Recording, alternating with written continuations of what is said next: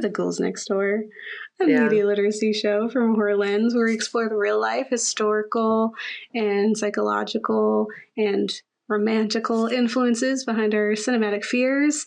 And closing out our Monstrous Love series, we are covering the first season of the TV series Interview with the Vampire. Yeah. And what like an emotional monster love time. Yeah. This time, the monster isn't your heart. You know, it isn't inside. There's two real hot monsters that are real life time happening. It's not in your heart. It's for real. They exist. That's true. That's the difference. So there are two real monsters, and then there's one real emotional monster in it. Why don't you strap in and let's tell you about Interview with the Vampire and why this show is honestly quite amazing. Yeah. Why it hurts my heart and delights my heart all in one. It's just brilliant in a way that the original movie just wasn't gonna do that for me. I was like, I don't care. Well, they get to end kiss. It's a big deal. Yes, it's such a big deal, and I will definitely talk about that. It's just like the luxury of the time period in which it was made, right? But Interview with a Vampire is a TV series, and this is the one that started in 2022. I believe it's still going. Somebody can fact check me on that, but I know there's at least 2 or 3 seasons. So it is based on Anne Rice's iconic novel, follow Louis de Ponteloc's epic story of love, blood, and the perils of immortality as told to the journalist Daniel Malloy. It's created by Verlin Jones. It's it's what you're getting in the book, or the first film. This is that story, is the original them meeting and stuff that happens. But here's essentially what occurs in this first season. As always, there's not big spoilers. I think I do mention a big thing that happens, but this is old media. If you don't know and you're listening to this episode, I don't know what you're doing. Go watch it, or just listen to us if you don't care. Interview with the Vampire is a captivating and heartbreaking Gothic TV series that is a fresh adaptation of Anne Rice's Vampire Chronicles. And the show centers on Louis, who is a vampire recounting his long, vivid, and tragic life to a journalist. His story begins in 20th century New Orleans, where he lives as a successful Creole businessman. And despite his instincts and better judgment, Louis finds himself drawn to an alluring and enigmatic foreigner, Lestat de Liancourt. But Lestat is more than just a charming stranger. He's a vampire. He awakens desires in Louis, forcing him to confront his repressed sexuality, which is super important in the 20th century.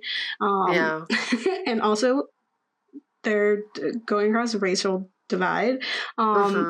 Beneath Lestat's seductive exterior lies something far more dangerous: a predator, a vampire, and also just a predator in the regular sense. It's also just awful. Their relationship becomes a long, tumultuous journey filled with passion, violence, and heartache. Louis, introspective and reserved, clings desperately to his humanity and his connection to his people, his Black identity, and then that community. Even as he is dragged deeper into the immortal darkness, even as they continue to shun him and judge him for parts of him that they can't understand, whether that's vampire or queerness. They don't get it. They don't get it, and they don't accept it. They don't care. They don't want it. In contrast, Lestat thrives on chaos, blood, and spectacle. He relishes power, manipulation, and destruction, while Louis, no matter how immortal he becomes, continues to face the same battles he fought in life. The fight to exist with dignity in a world that seeks to strip him of it, in all the ways that he exists.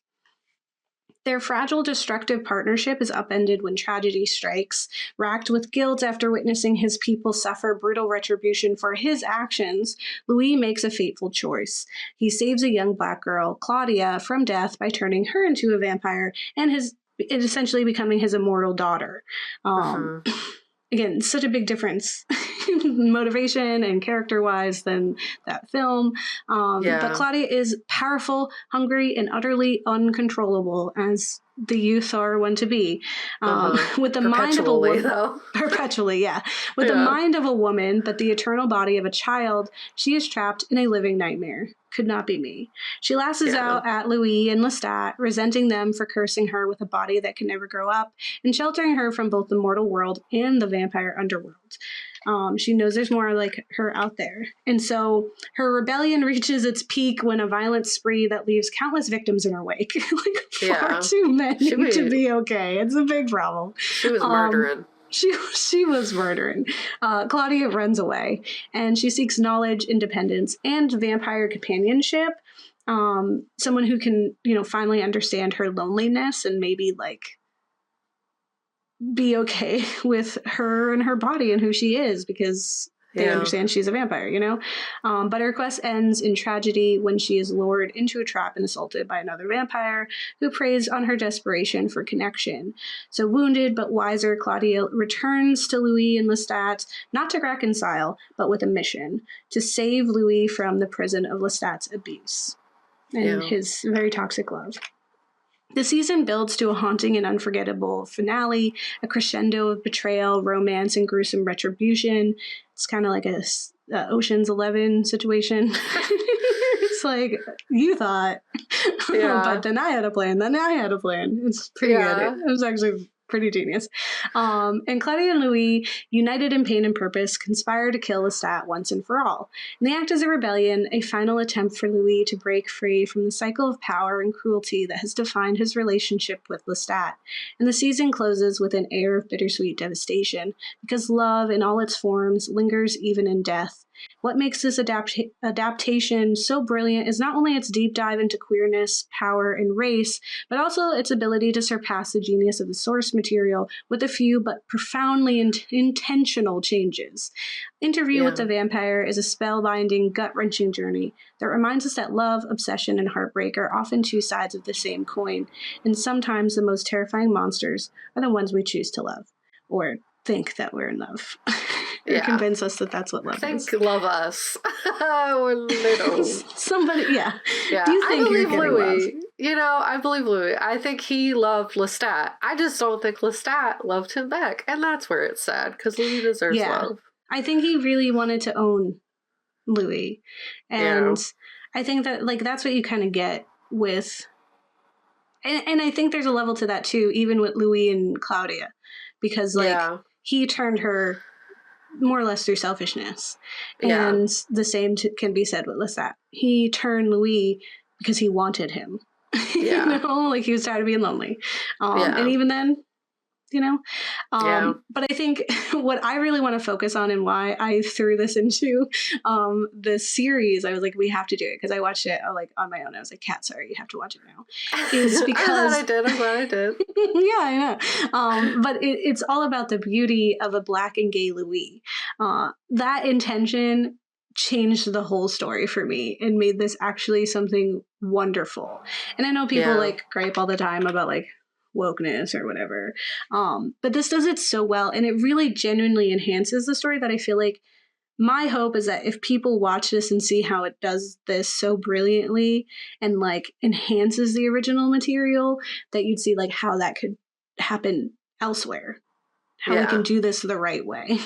So while I enjoyed the original films growing up, I could honestly probably make videos about my love for Aaliyah as Queen of the Damned, because it was it was a whole moment in everybody's life at the time. Rest in peace, Queen of the Damned, because it was amazing. And again, as funny as Lestat is in there, it's such a good film. But there's something truly elevated and magical about this new take on a familiar favorite.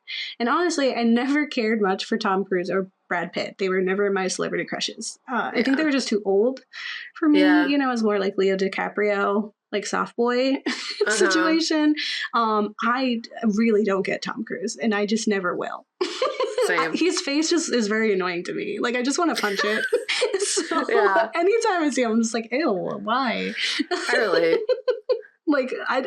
I miss the moments when he was the romantic lead.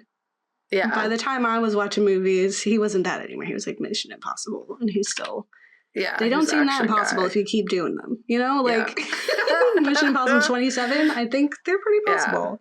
Yeah. You've taught us so much. It seems not impossible anymore, guy. You know? Yeah. So I didn't really care for them as like the leads, but I did still enjoy the film specifically because of Kirsten Dunst's portrayal of Claudia. I thought that was so cool. Like the concept of a child vampire trapped forever in a prepubescent body while her mind ages and matures felt like its own personal circle of hell. Yeah. It's like, this is horrific. And like, also like, it coincides with a lot of lived experiences of young like women and femme people whose bodies, you know, are maturing at a different rate than their brains. And sometimes it's one way, sometimes the other way, right? Yeah. But I think Dunst did a really great job bringing that horror to life. Like, she's brilliant in it. She perfectly captured Claudia's bratty, complex, and tragic nature, and I was so captivated by her performance that I barely paid attention to the two leads. I didn't know what the story was. Genuinely, I only ever remember her. And their relationship with all the subtle, complicated, abusive, and deeply closeted undertones went right over my head as a kid. Because back then, the subtext was completely lost on me because I just couldn't understand why two men couldn't just kiss. Yeah. It's like, okay, if they're in love, like, then they would just kiss about it. You know, like... Yeah, they would do it or they wouldn't, you know? Yeah. Like and I get the repression is super important, especially like when the film is made, who is playing them, how it's being portrayed, all those things. I just like... Yeah. I was like, you just gotta tell it to me straight. Yeah.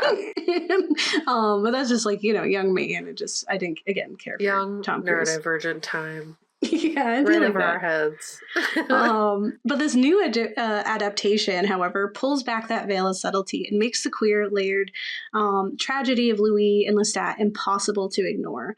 Further, by casting Jacob Anderson as Louis and Bailey Bass as Claudia, by making these two characters Black during the time period the story takes place, transforms the story into something deeper and more meaningful. In the original source material, Louis is depicted as a white man, obviously, and worse, a Louisiana plantation owner. So sympathies for so much, you know, sympathies up to a point. And then he falls under the spell of Lestat, brought to life, for better or worse, by Tom Cruise, and is turned into a vampire. And like the central tension in both the novel and the film, the 1994 film, revolves around the power imbalance between these two men. Lestat, the predator who thrives in his monstrous nature, while Louis clings desperately to his fading humanity. It's just like sensitive boy, power-hungry monster man, you know? And the relationship simmering romantic tension, which in hindsight feels painfully obvious, okay? Baby Gabe, I'm sorry you didn't notice. It is very obvious. But it becomes a battlefield where desire, control, and morality collide.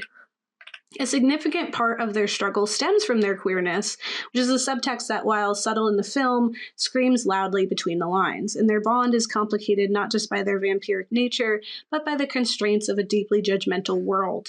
In a society that already sees their existence as monstrous, their love for each other becomes another kind of forbidden hunger.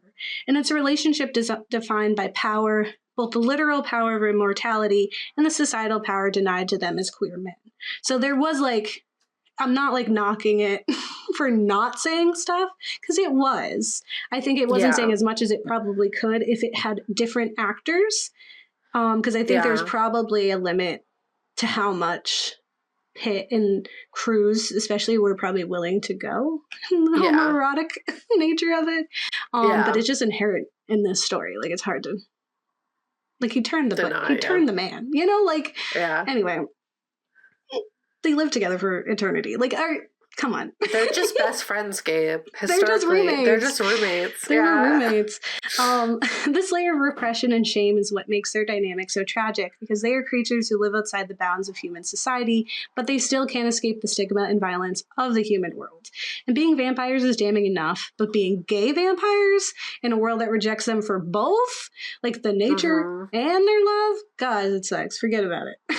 So the horror of the original story is much less about their bloodthirsty behavior and more about the heartbreak of hiding who they are, even when they have all eternity to be themselves. So not knocking it.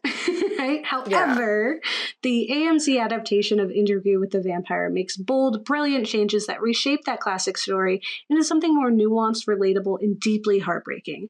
I felt for these characters significantly more, even more than I'd say Dunst's Claudia. I felt for her as a young girl, but I also was like, she's a brat, you know? Yeah. Because this story doesn't cast aside any of the original's intentions or themes, but enhances them with even more depth and despair. What's truly impressive about this adaptation is the beautiful intentionality behind its changes. This isn't some colorblind casting where characters are made any old race just for the sake of it. Which happens all the time, right? Every choice is deliberate, with a deep understanding of how race shapes the story and the characters. The show fully embraces the complexities that emerge when race, power, and identity collide within the narrative, adding layers of meaning that simply didn't exist in the previous versions. Because we had two white men of considerable power to begin with, struggling with this fictional power. Here we've transformed that, and the stakes are much higher, and continue like that struggle continues, and it just gives so much more to Louis. And Lestat, it changes his power so much more by doing this. And the level of thoughtfulness is something we rarely get in horror, where racial dynamics are often either ignored or handled clumsily. It's even rarer to see it done with such care, nuance, and respect for both the genre and the characters. And that's why I was completely smitten with this show from the moment it premiered. It elevated this classic tale, giving me a version of the story that felt richer, more relevant, and far more haunting than it had been before. And while Brad Pitt's portrayal of Louis in the 1994 film had its moments of sorrow, it never moved me to tears the way Jacob Anderson's Louis does. I just didn't care. His pain extends far beyond the familiar vampire versus human dilemma. His struggles are as a queer Black man in early 20th century America, and this is layered in his journey with tragedy and raw humanity. Right? This version of Louis isn't just wrestling with immortality. He's confronting a world that seeks to diminish him as a Black man, a queer man, and a monster. He can't get a break. He's not right in any of the categories, right? He's not enough. He's not enough vampire for Lestat. He's not Black enough for his family, who's like, why are you hanging out with these white people? And he's not gay enough for Lestat either. Like, there's a lot. So with this new take, the relationship between Louis and Lestat takes on a new dimension. Not to continually knock Tom Cruise, but my God, Sam Reid's Lestat is incredibly alluring. Like, I finally understood the vampire fascination trope. Like, I was, I'm going to say right now, I was Team Jacob. Okay, flat out. I was Team Jacob. I just thought he was like more reasonable until she messed him up at the end. But I was like, I don't know why you're with this creep. Like, he's sneaking in your window. It's so weird. Like, I just never, like, vampires were not really my thing. I could sense the obsession in that. Fair. And it was like gross. And again, Tom Cruise ain't my cup of tea. So I'm like, just leave, bud. Just leave. Yeah. But Sam Reid's Lestat, he is so incredibly charming. And just like, he's so full of life. And I can see that if you were the object of desire for someone who is so captivated and very fickle about the world, like, you would feel like you were the center of the universe. You would feel like you were actually chosen for something. Of course you'd want to stay. Like, he lifted him, put him up on this pedestal by saying how impossibly different he was than anything else he's ever seen in the world. And he's been here for so long, and he's been waiting for you. Yeah, abuse me. Like, like, I don't understand. Not me, but I get it. You know what I'm saying? Like, yeah, I get it. I know. And he's so dramatic. I was living for, like, his moments. Like, he has that jealous moment where Louis kind of has that connection with a previous, like, tryst, and he's like, your hearts were dancing. It's like, Mike, why do you ever tell me my heart is dancing? Like, what the? Because Mike is an abusive game. Do you even love me if you're not, like, crazy? No, but, like, I all of a sudden, like, it activated this thing. I was like, I get, like, I'm getting the book girlies, you know? Yeah. The toxic, like, trope book girlies who are like, where they're like, you're they're like, oh, he's a stalker, but it's good, you know, because he, like, you know, He's a stalker, but it's like cute. So, but it's like really sweet because he's taking the time out of his day. Yeah. What about me? I'm so special. Like, it's so messed up. It's so messed up. But his portrayal of Lestat, I genuinely was like, no, I get it. I can feel so hard how this is hard for him. Yeah. It's hard for me, and I'm watching it. Mm-hmm. You know? So, again, not people who love Tom Cruise as an actor, because as a person, POS, right? No, yeah. As an actor, like, I know people, that was their crush growing up. That's great for you, bud. Like, I'm sorry. But he does not hold a candle to this man who's like the sun. Like, are you kidding? I think that man's actually a vampire. You can't tell me. Yeah. Like, I don't know. No, it's super. Is Sam allowed outside in the day? Because, bro, it's so funny. You're so right too. Because like the entire time he's being a monster, I'm like, ew, he's so mean. And then I was like mad at him or whatever. But then like when he like at the end, I was like, oh, but like, do we have to? Can't we just let him go? Like, can't they just like live apart? I don't want him to die. He's so evil. And I think that's like, it really does, like, because Lestat's like charisma and charm is so intoxicating, like on the surface. And that really like puts you under his spell. And I think it does a great job of really showcasing that struggle with people who are in abusive relationships. Because you are, and they're two different people, and it's so easy that in those moments where it's like really grim and violent and awful and scary, that the next moment when they are kind and sweet, you've forgotten those. Yeah. You know, that's the shadowy parts we don't talk about. And it didn't feel like they were going through the same like cliches. It just felt very authentic. Yeah. Even though they're vampires, you know, like yeah. So like this intoxicating charm is shadowed by a stark power imbalance because he is an affluent man, white man, white man courting a black man in Jim Crow era America. Okay. Yep. Okay. Every act of control, every manipulation from Lestat carries the weight of racial and societal dominance, making their toxic, abusive dynamic cut even deeper. Like Lestat regular when it's white on white crime here, he has like somewhat power, but it's like the vampire power. You know, it's his charm that's the power. He also has societal power because he is a powerful vampire, which on its own is frightening enough. Like, he can fly. For some reason, nobody else can freaking fly. Like, this man's why is he so powerful? He's powered by evil. I don't know. But he's also a man who wields every privilege the world has handed him, and he weaponizes it against the man that he claims to love. Yeah. Because that's important to know. Like, Louis loves Lestat. Lestat cannot love Louis. Yeah. That's not possible. He doesn't know how. So further, there's Louis' bond with Claudia that becomes even more poignant through the lens of their shared blackness. Because his decision to turn her is a choice usually often depicted as selfish or impulsive in these other adaptations. Like, he's just sad. And he's doing it to, like, get back at Lestat. You know? Yeah. Like, I'm going to make my own family, you know? Yeah. Now it feels like a desperate attempt to protect her from a violent world. A violent world that he's, like, actively a part of. That he rained down on them, right? And it's a raw, deeply human act of love and regret and a futile effort to shield someone from a fate he knows all too well. And the relationship transforms from one about a found family of monsters and into one about survival, legacy, and the impossible choices that come with both. And because when Louis finally does what vampires do, when he uses his power, striking back at those beneath him, which is literally freaking everyone, okay? He's nice. Yeah. Those who've wronged him specifically, these horrible white men. Shitty, his punishment is brutal. His people suffer for him having stepped out of line that society told him to stay behind.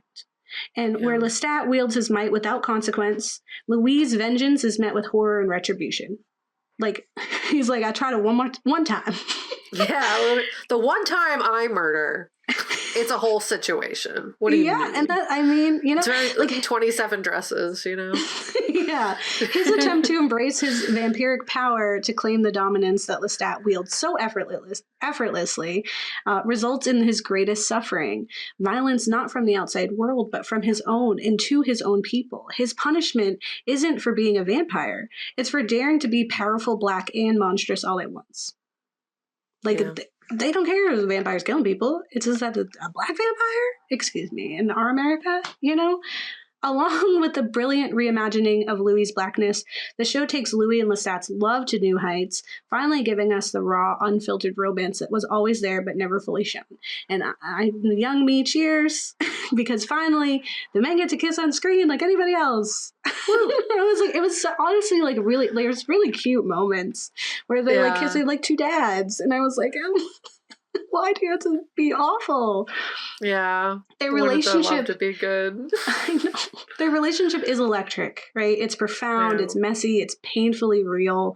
Lestat, with his over-the-top dramatics, his power-hungry arrogance, and obsessive need for control, collides with Louis, who is soft, contemplative, and deeply troubled.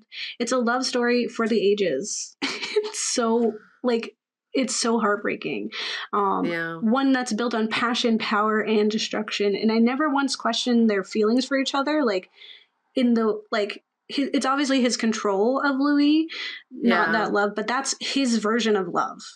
Mm-hmm. I don't think Lestat is capable of loving, period. Mm-hmm. And whether it's love, obsession, or something monstrous in between, their bond was undeniable. It's intense, consuming, and dangerous in a society that could never accept them for who they were. And what really makes this relationship shine is how believable it is. Every tender kiss, every seething argument, it felt real. Their love was intoxicating in the way only the most destructive relationships can be. Moments of sweetness and bliss, gentle touches, shared laughter, musings about their chaotic beloved Claudia, like arguing about how to raise their child. And in those fleeting moments of peace, I completely understood why Louis couldn't walk away from Lestat. I got it. Like, their soft kisses, those shared dreams, it made it heartbreakingly clear why he kept trying, why he wanted to believe that things could get better. Because I wanted to believe things could get better. I wanted to, hope that he'd turn over a new leaf. I know he can't. But, imagine the world where he did. Imagine the world where it had never been like that. It was just nice. Yeah. Let me write a fan fiction. I imagine there probably is one. Yeah. I'm sure there's ones about the original, and so this would be even more exciting because at least they did some of the work, you know? Mm-hmm. But the show's portrayal of abuse and codependency is devastatingly honest and raw. As furious and frustrated as I was watching Louis suffer under Lestat's control, knowing how deeply Lestat manipulated and hurt him, I also understood. Right? I felt his entrapment. His inability to break free wasn't a failure. It was the terrifying reality of loving someone who holds power over you. Lestat had shaped his life, stole his life, right? Isolated him from anyone who's ever loved and cared about him, even kind of, in the many different ways that he could. Tried to take any of his hobbies, his successes, even tried to take Claudia from him in so many ways. His joy, his pain, his very existence. And letting go of that, even when it was killing him, wasn't something that he could do easily. It's just not going to happen. And he I think do it himself either. But Claudia had to step in too.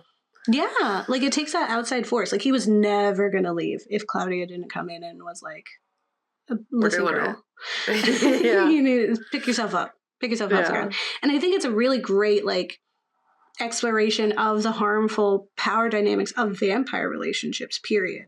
And why I just don't think vampire romance is ever really romance. Mm-hmm. But AMC's Interview with a Vampire reclaims the narrative, reframing its horror through race, queerness, and power, and it dares to ask, what if the real horror wasn't in the blood, the fangs, or the immortality, but in the very world these creatures inhabit? And in doing so, it makes Louis' story, the story of a black man, a lover, and a monster, more devastating, more tragic, and above all, more human. So real. I felt, my heart. I know. Because you get to the end and you're just like, I don't even want Lestat to keep go. You know, I just want Louis to be okay. And if that's what Louis needs, you let Lestat live. But he also doesn't need it because they shouldn't be together. But it's just like, oh my God, I don't want to ever see him sad. Yeah. It also just makes it so much more empathetic. Sorry, go ahead. Yeah. Well, no, I was gonna say it makes me really like, because I haven't seen the second season yet. Yeah. But it makes me really want to watch it because I want to see like first how they go through the times, you know, like how they live that life, but also just like to further see how he does and how he is able to exist in a world not with Lestat. Yeah. And like, you know, see his growth in that way, and maybe it's not entirely the way that we would want it, but it is in some way. It is growth. So, and I feel like in a lot of ways, like the fact that he's being interviewed is him kind of reclaiming his story, his voice, his autonomy. Unfortunately, like at the cost of Claudia's, but still, you know, you get to see him where he's like more healed, not entirely, but like kind of past all that abuse. Yeah, but he's just tired.